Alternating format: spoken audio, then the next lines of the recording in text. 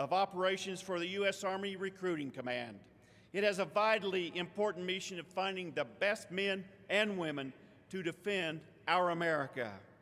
He deployed with the 42nd Military Police Brigade under Operation Iraqi Freedom from 2008 to 2009. He is a graduate of the U.S. Army Airborne and Air Assault Schools. He has earned master's degrees at the U.S. Army War College and Troy State University.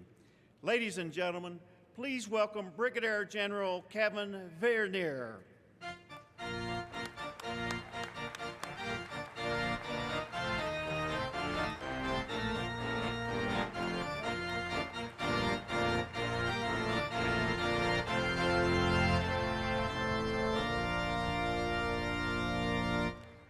Okay.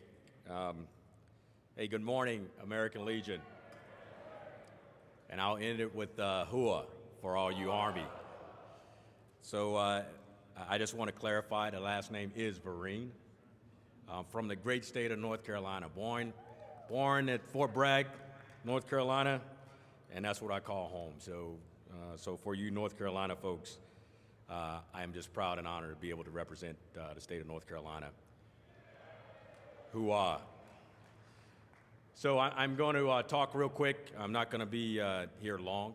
I will tell you, it is an honor for me to stand before you and speak to some great Americans who I have had the honor and privilege of knowing pretty much all of my life.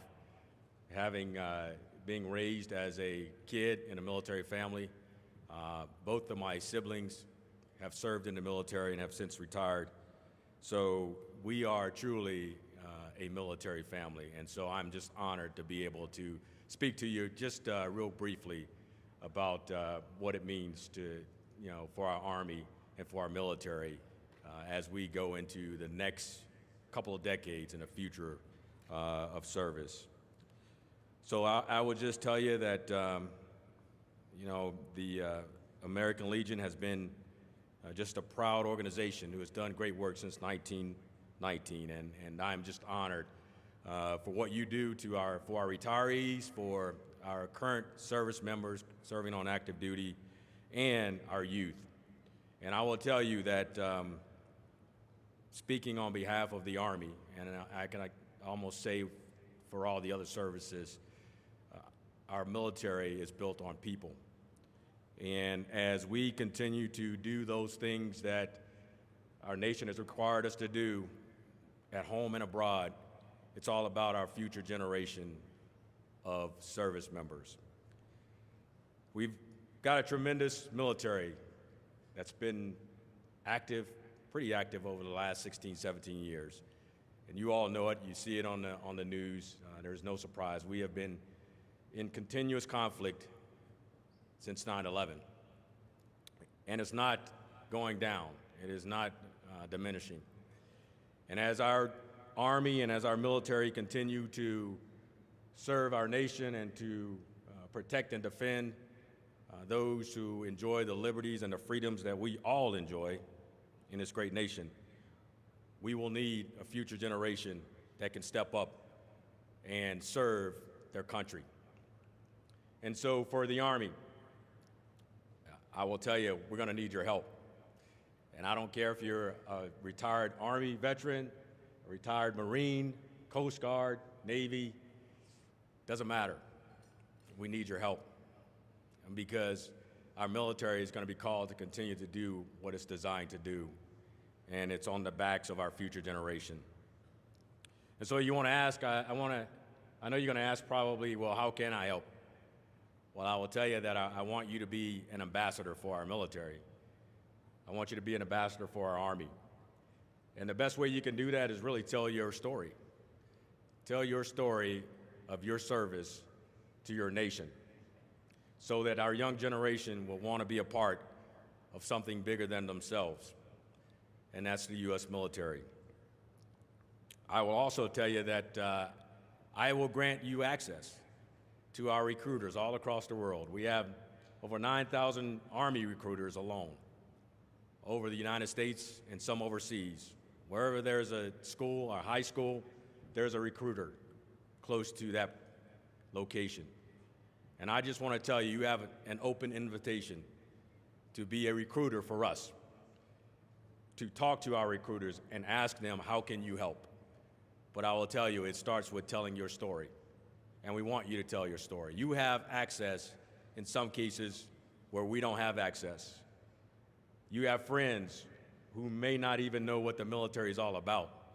And they may have grandkids and kids who want to be a part of something bigger than themselves, and that's the U.S. military.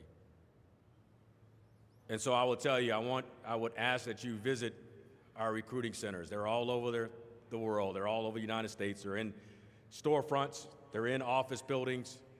Find one in your local area. I would ask that you go and talk to our recruiters and ask them how you can help. We need your help. I will also tell you that our Army and our military is built on professionals. We are a professional institution. We have served on the backs of you all, and I will tell you there is no greater service than service to your nation wearing the uniform, and I'm proud to be able to do that.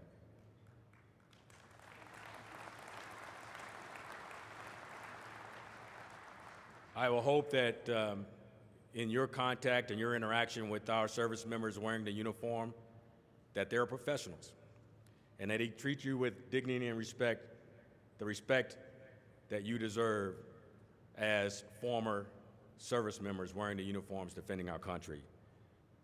I would hope that that's the case. I will also hope that they're doing the right thing in your presence and out of your presence, because we expect them to do the right thing all the time. In the absence of supervision, in the absence of leadership, they are the ambassadors of our country, and we expect them to act accordingly and to represent our nation and our military in a positive light. So what does the Army have to offer? And I'll speak just real quickly about the Army. There's over 150 career fields that we have now in the Army. I will tell you, there's about any job occupation that any young 17 to 24-year-old would want to do, but they may not know what's available to them. There's also credentialing programs and certifications where they can be certified in a certain field.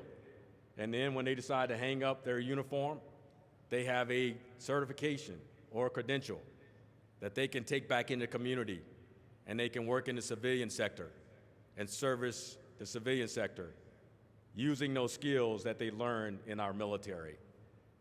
But they will not know it unless we tell them.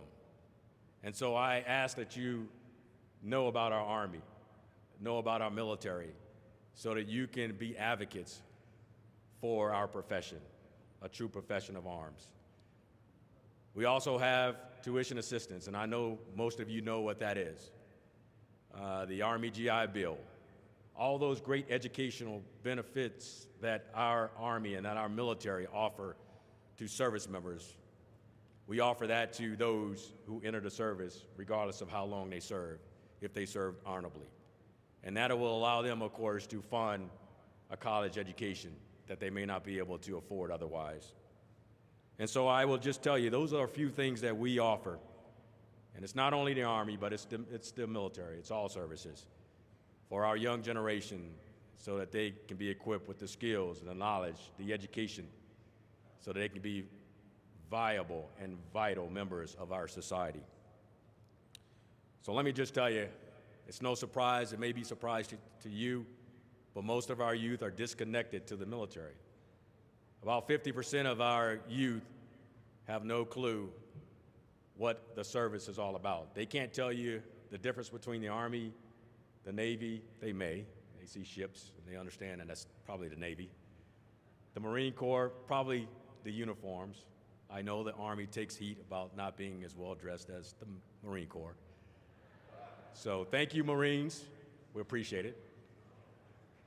But they don't know about the military in substance, true substance.